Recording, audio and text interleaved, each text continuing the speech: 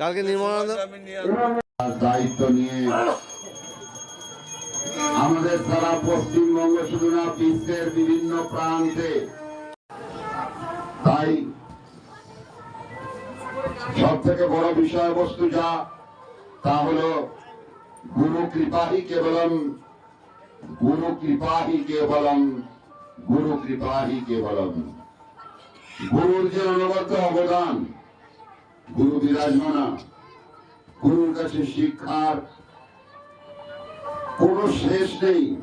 যতদিন বেঁচে থাকবেন ততদিনই গুরু নিত্য নতুন শিক্ষা প্রদান করে থাকবেন। অতএব গুরু কৃপা পাওয়ার জন্যই এই সদানন্দ আশ্রম, আর সেই আশ্রমে সর্বদা অধিষ্ঠানরত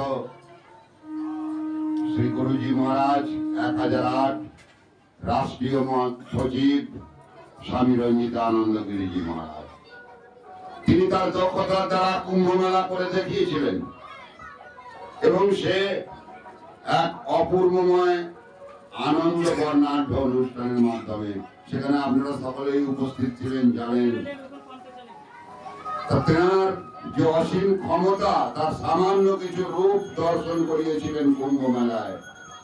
প্রথম বৎসরেই 15 লক্ষ কভারেজ, অর্থাৎ 15 লক্ষ মানুষের পায়ের ধুলোয় সেটা বৃন্দাবনে পরিণত হয়েছিল এবং অন্যান্য তীর্থাদির সংযোগ ঘটেছিল। অপূর্ব ভাবে 7 দিন পূর্বেও গঙ্গায় এত সুন্দর জোয়ার হয়নি।